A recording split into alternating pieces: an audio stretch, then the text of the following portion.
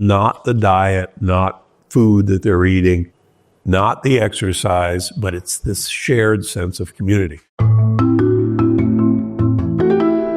You know, there's this silent health crisis that's affecting millions of Americans and across the globe. And it's not what you would expect. It's not heart disease, diabetes, or cancer. It's actually loneliness. You might not think of loneliness as a health issue, but it turns out it's more dangerous than most of us realize. I actually had an entire 50-minute episode on this very topic with Marta Zaraska, an expert on the subject, and it was eye-opening. Today, I'm going to share with you some of the most interesting points from that conversation. And if this resonates with you, I really encourage you to check out the full episode for more insights. All right, now the real health risk of loneliness. Get this, in a Meta Gallup poll survey, nearly 1 in 4 adults reported feeling lonely. I mean, that's a staggering number of people facing this invisible health threat. Chronic loneliness has been shown to significantly increase the risk of stroke in older adults, according to a study led by the Harvard T.H. Chan School of Public Health. But here's what's fascinating.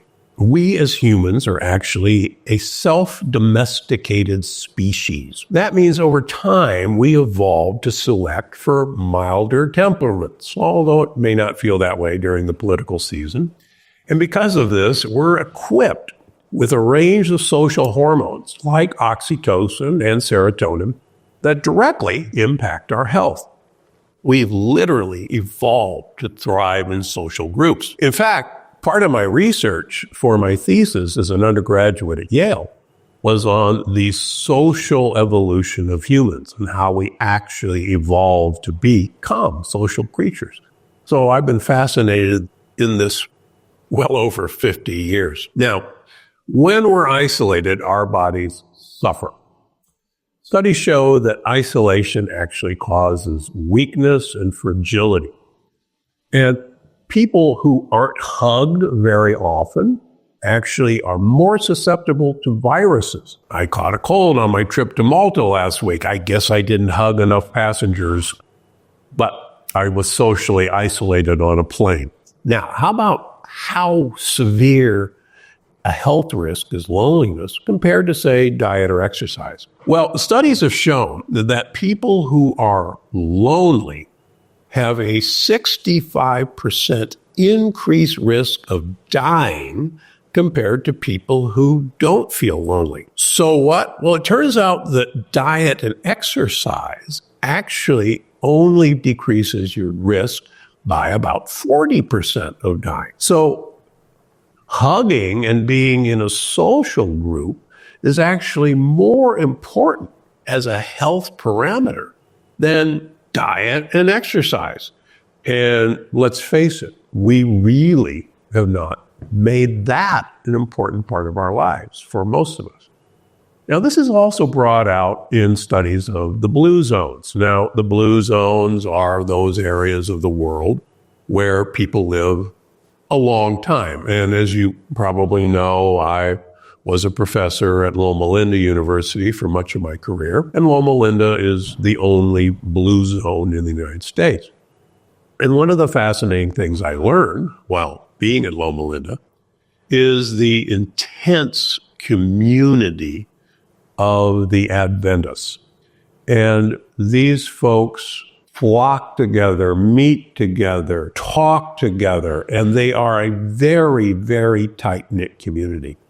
And this tight-knitness is very similar to all the other blue zones that have been studied. And it's this sense of community. It's this getting together of community. It's this shared community that really, quite frankly, may be the strongest effect of all the blue zones. Not the diet, not food that they're eating, not the exercise, but it's this shared sense of community.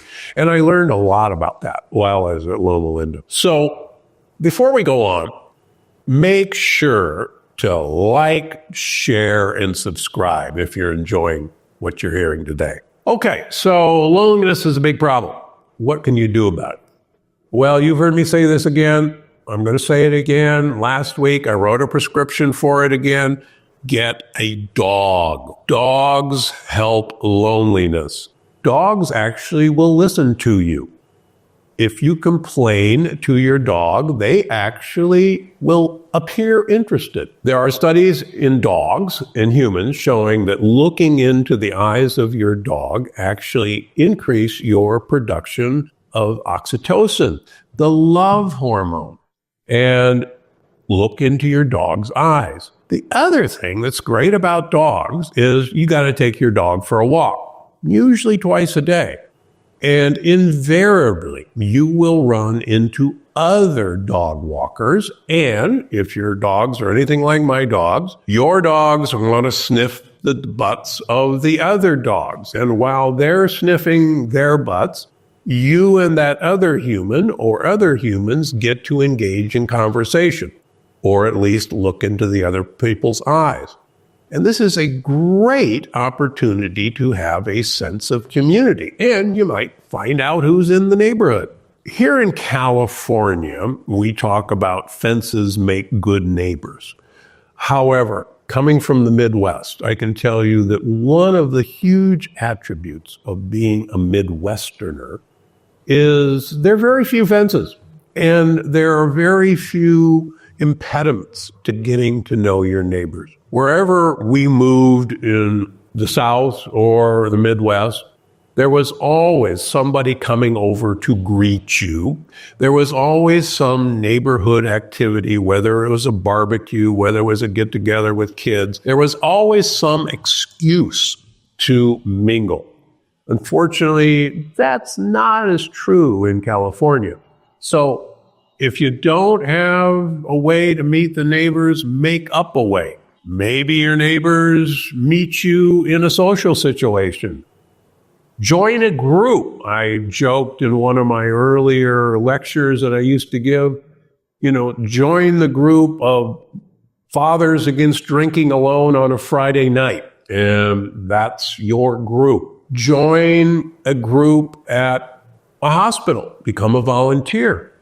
I'll give you a personal example of my father. My father retired as an executive for Mutual of Omaha Insurance and moved to San Diego. Guess what he did? Number one, he joined the zoo, San Diego Zoo, and became a volunteer. He joined the local hospital and became the director of volunteers. But get this, he actually became a greeter at Walmart. Kid you not, a high-powered executive was a greeter at Walmart. Now, why did he do that? Because he understood the incredible importance of these interpersonal connections, of joining groups. He got satisfaction from it. He gave satisfaction from it. And he actually made it to 91 in great shape. So there's really important information to be gotten from joining groups. There's all sorts of other ways. My mother had a dog that she took to the hospital as a therapy dog. And again, it's a great way to interact with humans. It's a great way to give back to hospitalized people. A lot of children in hospitals will urge you to come and join, work with the kids who are hospitalized. You can volunteer at a library. You can volunteer as a poll watcher. You can volunteer. There's always looking for help. And all you got to do is look into your community, and the resources are there to make you join something. Pick up a new hobby. There's always opportunities to join language groups, painting groups, book reading groups. Libraries support book reading. Any time that you can join in a group, your health will soar. And don't be afraid. There's lots of people who want to meet you, and you won't be alone. Even if you don't open your mouth, you'll actually get the benefit of being around other people. And, fun fact, the more people you interact with, the more microbes, the more bacteria you share, and the more shared bacteria, the more diverse your microbiome is. And if you've listened to me long enough, the more different bugs you have in your microbiome, the better you off long-term for survival. So join a group. One last thing, Jimmy Carter just turned 100. And after his presidency, what did Jimmy Carter do? He joined Habitat for Humanity. And here's another opportunity to get out and work together with people. Here's the other thing there's missing. You've got to reach out to your old friends. We've become a very disconnected society, partially because of COVID, but partially because of social media. We learned, sadly, during COVID that classroom activity beats Zoom calls for educating children, for socializing children, for socializing us. And study after study from big corporations have found, yeah, you can successfully work from home. But in terms of getting people in an area where they exchange information, improves productivity, improves thinking processes. So the eye to eye just on social media just doesn't make up for person to person contact. So find a way to meet an old friend. It's great to check up on, YouTube, but arrange to meet. Go have a cup of coffee. Why? Because you will actually probably hug that person. And hugging is really important. There are old studies showing that baby monkeys who are deprived of hugging do not develop well. They become sickly. And even fake things that they could hug improve things. So hug your dog, hug your wife, hug your spouse, hug anybody, and hug them a lot. Finally, not a day goes by when I'm out to lunch, out to dinner, that I see most of the family members not interacting with the people at the table they're with. They're interacting with their phone. It's so sad that you're sitting there with 4 people, 6 people, and everybody is like this, not interacting. Surely you've got something to talk about besides interacting with your phone. So have a phone-free dinner. Make it a rule if you've got a family that there'll be at least 15 minutes where the phones are put aside and off. And use the phone as a reward for actually interacting with your family. Thanks so much for watching this episode, but don't go anywhere. I think you're going to love this next one. Getting hugs, for example, studies show that when people are not hugged often, their antiviral response also is worse. They are much more prone to get a cold, for example.